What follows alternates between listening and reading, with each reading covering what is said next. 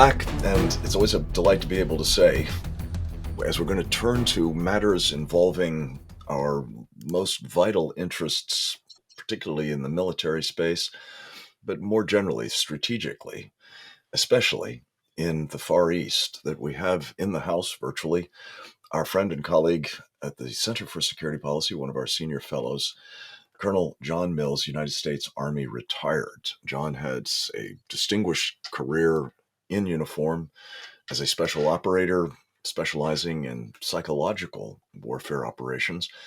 He has also served his country as a civilian in senior positions in the Office of the Secretary of Defense and National Security Council and elsewhere.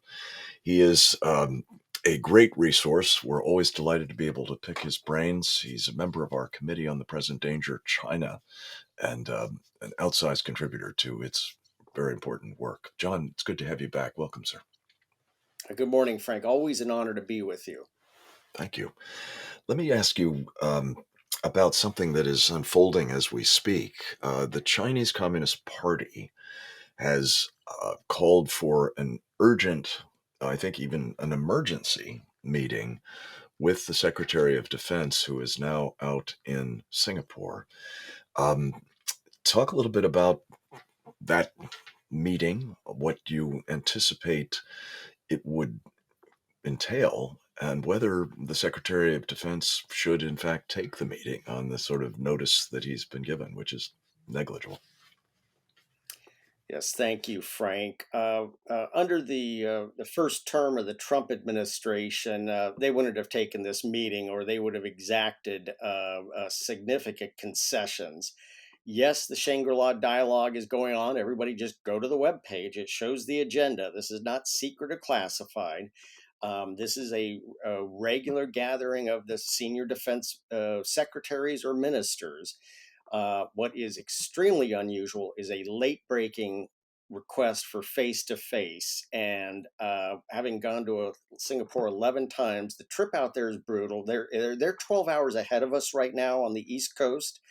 And it takes you a good 72 to 96 hours to even recover from the trip and the time zone change and be lucid and be effective. So they're catching effectively the whole team in a foggy state.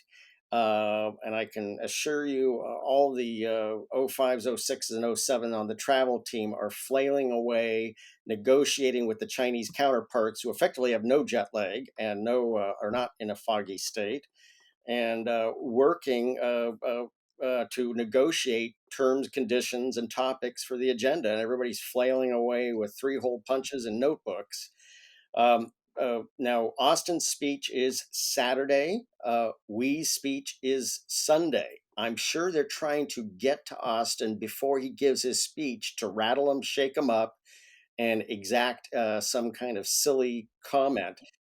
The team needs to stand their ground, and I'm not going to name names on the travel team, but they need to stand their ground and give Austin the right kind of professional, apolitical advice, and they need to stiff arm the Chinese Defense Ministry and tell them not so fast their Uyghur concentration camp breath. This is just unacceptable, and they should be setting the agenda, not the Chinese. And Yeah. in any way they adapt or conform to the Chinese, they're just giving in. John, you're the first person that I recall who made a very unsettling observation, and that was that on the eve of the Japanese attack against Pearl Harbor in 1941, there was a similar request for an urgent emergency meeting. I think it was in Washington at that time. Why would you make that observation? Do you think that we may well be on the eve of a similar kind of attack by the Chinese?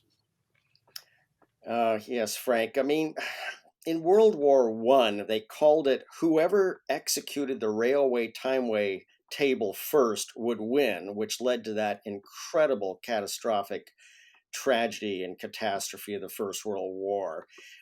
In many ways, it's a similar situation today, and the Chinese are under immense food pressure, energy pressure, and she has to demonstrate results, or somebody in his inner circle just might decide to retire him and demonstrate results. He has to demonstrate, whether it be enveloping, attacking Taiwan. I mean, the war has already got started in the Pacific. It's a silent war. The absolute hapless and feckless behavior of the Blinken State Department in just handing the playing table to the Chinese. This is willful, intentional destruction of American interests, and the Chinese have already essentially flanked us on our left through the Solomons, and now we got, another incredible failure, the Cambodians, who I'm sure would have been happy to deal with America if they could find an American. We've essentially just handed Cambodia to the Chinese in the South China Seas areas, and now China has a new naval base.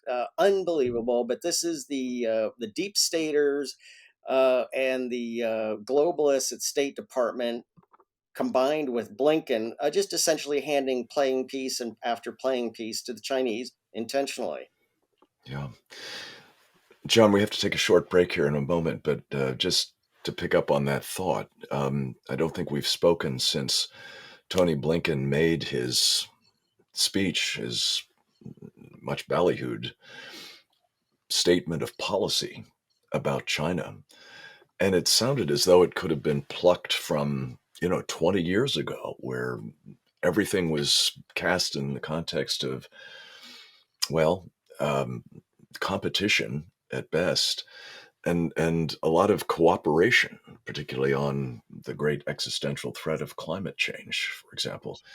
And what we're looking at now, it seems, is just further evidence of how out of touch that is and how much it must be emboldening the Chinese Communist Party as they calculate what they will be able to get away with in terms of, well, the envelopment, as you say, of Taiwan, its reduction, perhaps assaults on other U.S. interests and assets in the region. We're going to talk with John Mills a bit more about all of that, and our supply chain dependencies and what they portend on the other side of this very short commercial message. We'll be right back with Colonel John Mills, United States Army retired. Straight ahead.